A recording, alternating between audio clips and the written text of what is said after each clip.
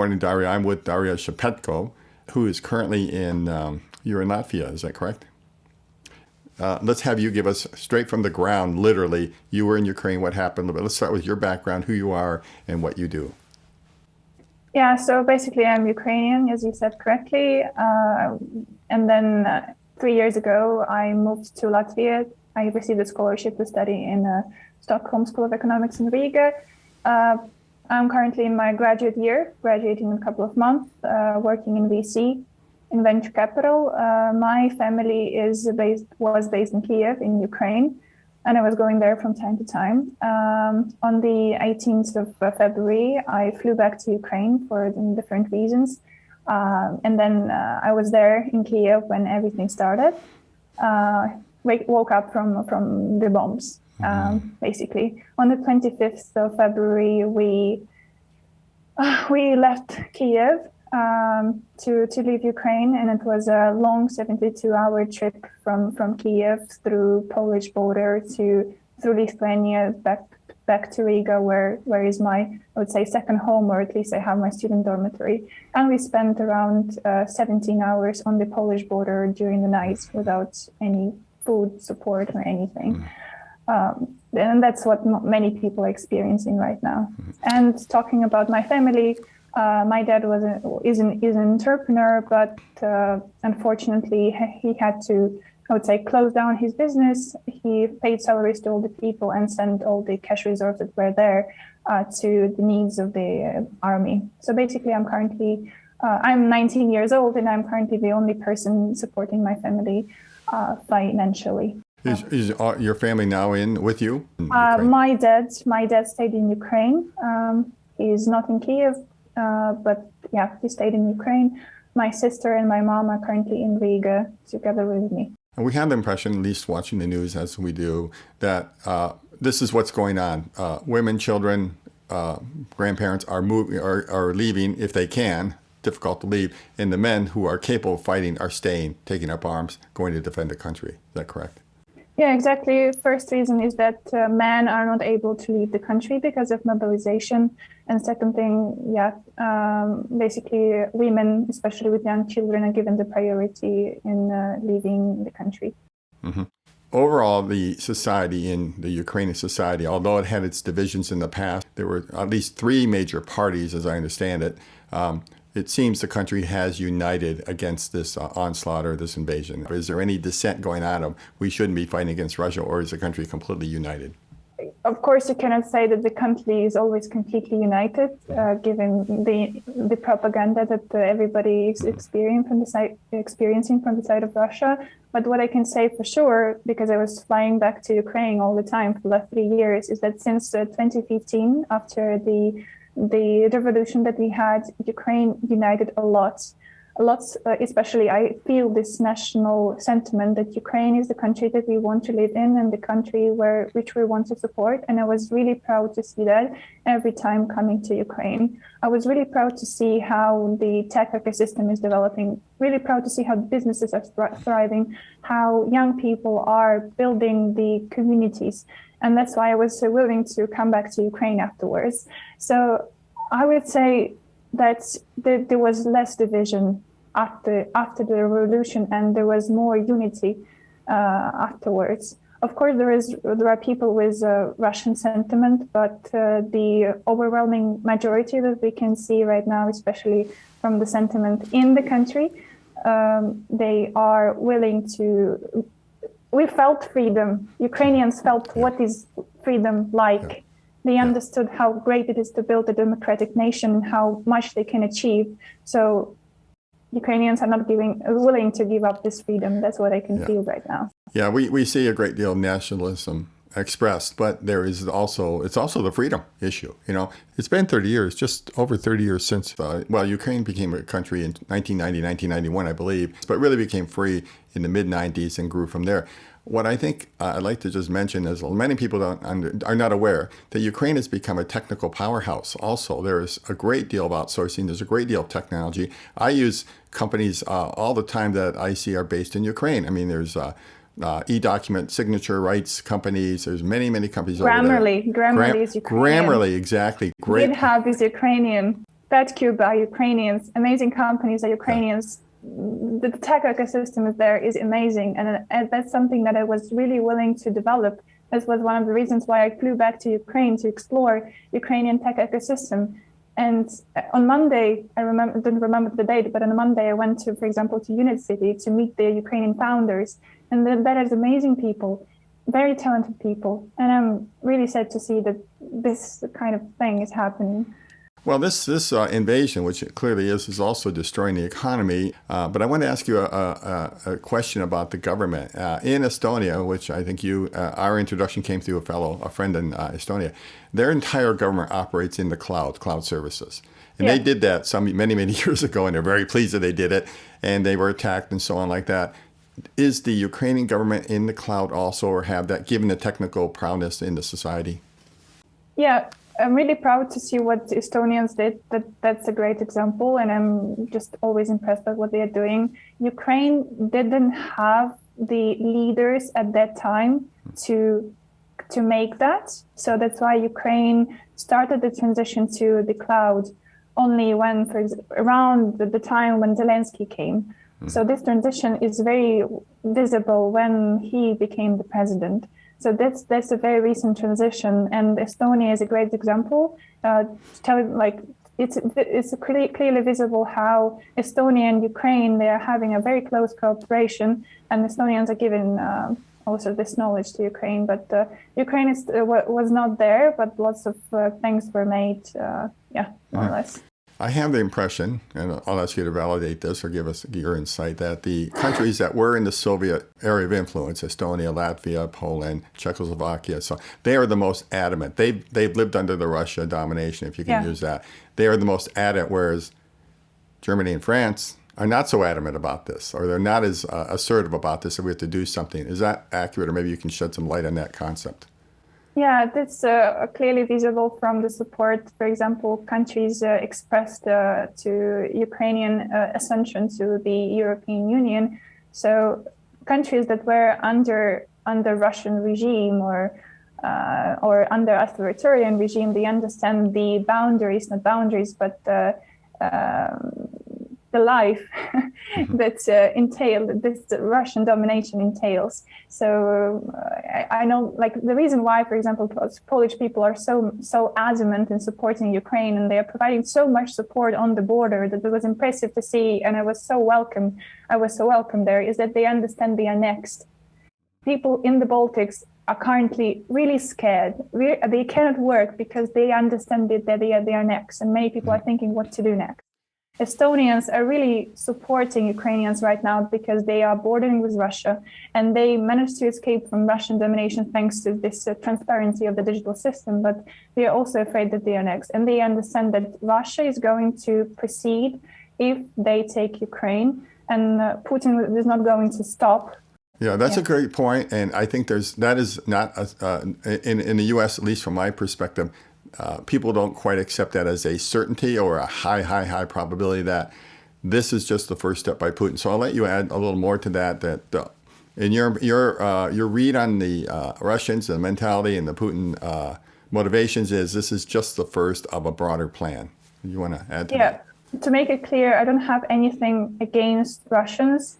Just I don't like what the Russian government is doing. So if you look at the history, Putin is repeating the same steps, step by step. We look at Russia, not Russia, but Georgia and other countries. So he's methodologically, or how to say that, he's willing to take Ukraine. Then after for example, it took 8 years to build up the military forces to take Ukraine. Then after a couple of years, it's obvious that we have Finland that is not in NATO. We have Sweden that is not in NATO. We have Baltics that are quite vulnerable, and that Putin has expressed very clear interest in taking these countries. If you look at the interview that he gave after the Lukashenko's speech, so I personally engaged in a conversation with different Europeans, and what I see is short-termism. So people are suffering, people are losing their income or something, or people are suffering, they don't have, they're not willing to support Ukraine, but they missed the point. They don't understand the long-term consequences. Putin is not going to stop right there. He is moving step by step. He's using the same tactics. Mm-hmm. And after 5 years of building up the strength again, he can go to the next target. And it's sad to see that Europeans are giving in and giving up some of the territories. Yes, Ukraine is not the part of European Union, but it's yes, the territory that, and Putin is very happy to see that Europeans are giving up some of the territories. And for example, US is not like engaging as much as someone wanted to. There's a great deal of debate about this, the no-fly zone. There's a reluctance, obviously. It's been delivered, the message has been delivered. We can't do that. That's from NATO. That's a consensus among the NATO countries, so I don't think any one country dominates that decision. But the second question, which Zelensky has made public, give us the planes. There are many Russian planes that were left abandoned when the Soviet Union fell apart in the various Eastern European countries at that time. I'm wondering why would the planes not be delivered? I mean, you know, at this point, Putin can declare anything being an act of war while he's doing all the destruction. But it seems to me that that would be a major move if the Ukrainians had planes that were formerly Russian planes, in which many of the military people have been trained in. Is that accurate? Yeah, so the first point is that air or protection from air is the weakest point, weakest Ukrainian link right now. So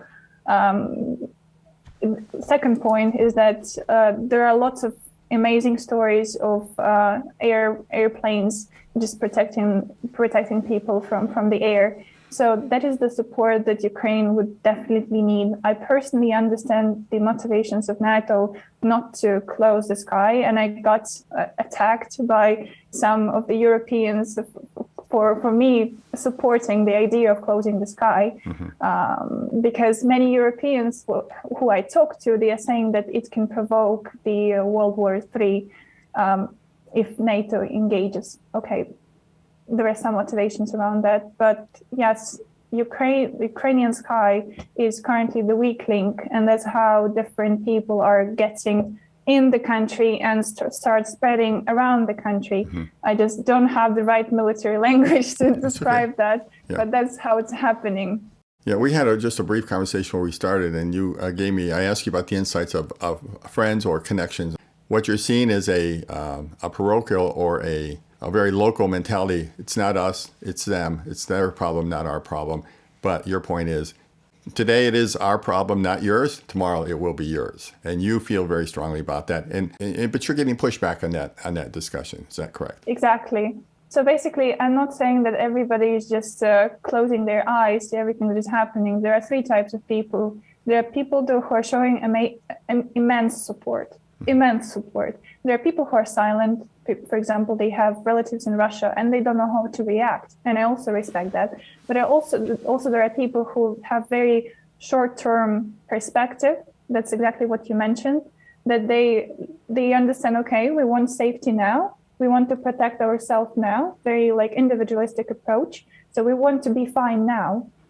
But they forget that there is long-term vision. The history is repeating itself, and we saw this kind of stories.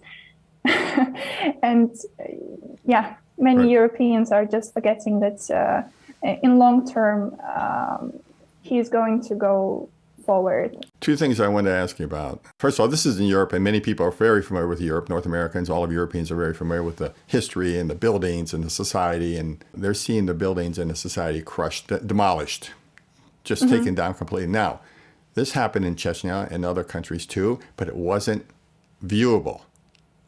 This is viewable. Every night on television, there was fresh video, fresh from the individuals, from the news.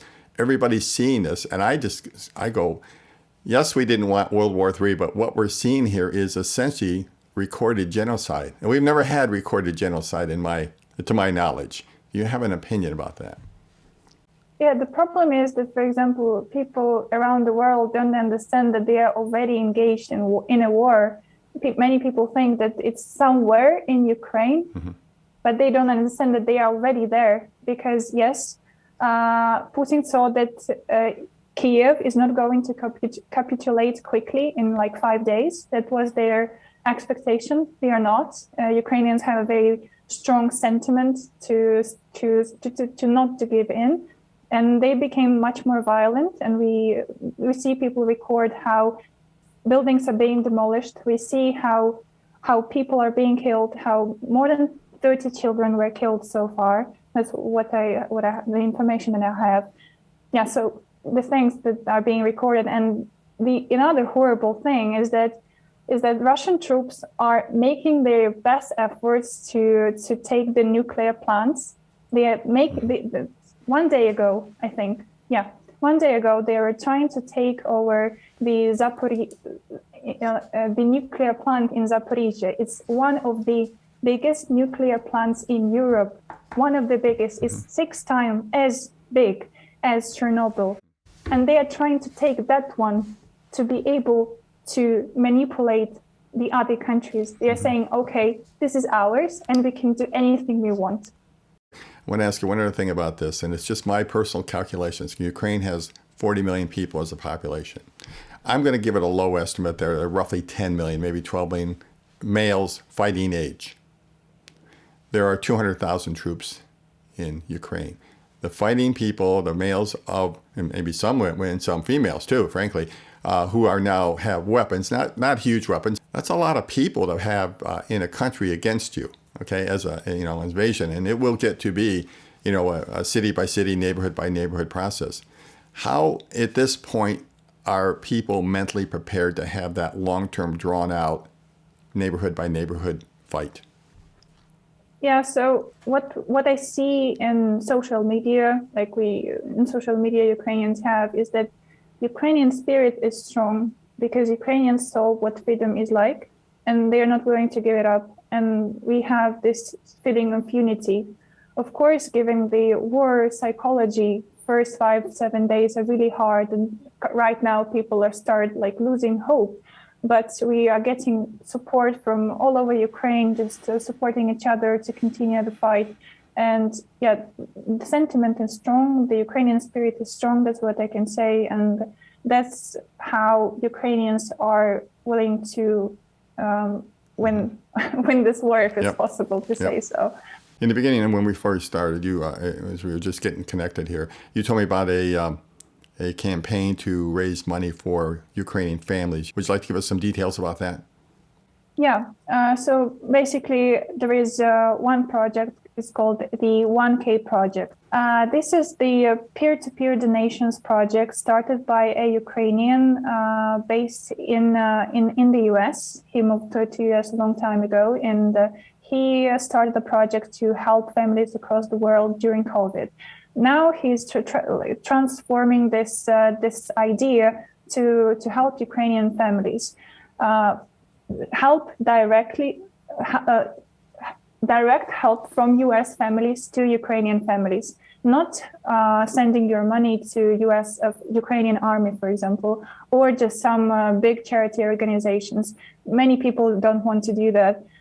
But this project, it verifies families that actually need help, and U.S. families can easily send $1,000 to the family whose life or hopes or homes were fully destroyed.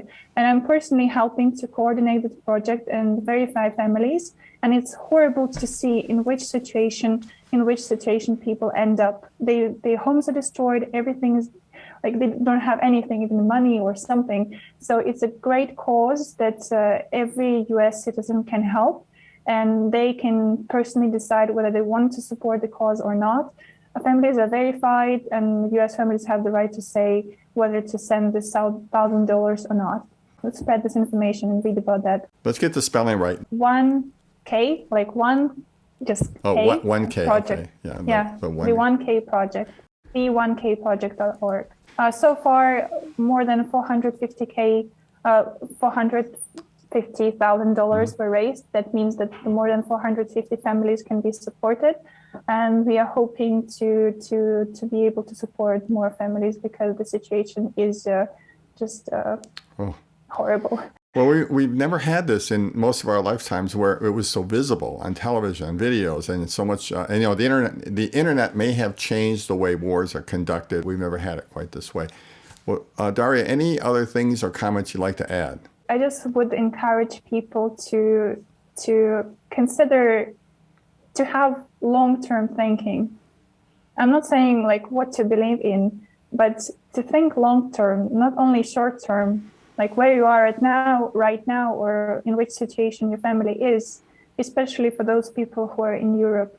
Just think long-term and consider the long-term consequences, because the stories are repeating themselves. Are you open to follow-up contact by anybody who watches the show or the podcast? I'm happy to engage in a conversation with people who are ready to engage in a conversation. In what way would they do that? Via LinkedIn. We'll say with LinkedIn. Okay, fine. And it's your name there, Daria Shepetko, right? Okay, we'll put that in there. Well, I really want to thank you for your time and insights. And I hope to keep in contact with you, follow up. Let's keep this going. Maybe periodically we'll have an update on progress and which way things are going. Okay? Yeah, thank you for having me. Thank you. No one can predict how this war in Ukraine is going to end, or just how far and how serious will be the geographic spread of military conflict. But we plan to use our connections to partners in the technology ecosystem to understand the causes and potential solutions to areas in conflict. If you are one of those people, please indicate your willingness to share information at our website, gamechangers.tv. This show was made possible by a friend of ours, Ivar Simar, who is a partner at Trin Ventures in Estonia. Thank you, Ivar, for connecting us to Daria. During this interview, we mentioned how the government of Estonia now runs its entire government systems from the cloud. I have a link in the notes about how Estonia decided to go all in on cloud services. Thank you for joining us in this podcast. We share your concern about this invasion of Ukraine and where it might lead. If you'd like to follow this thread as well as other stories, there's an icon on the right side of the screen. Click on it to become a subscriber. We look forward to your continued engagement and participation in upcoming shows.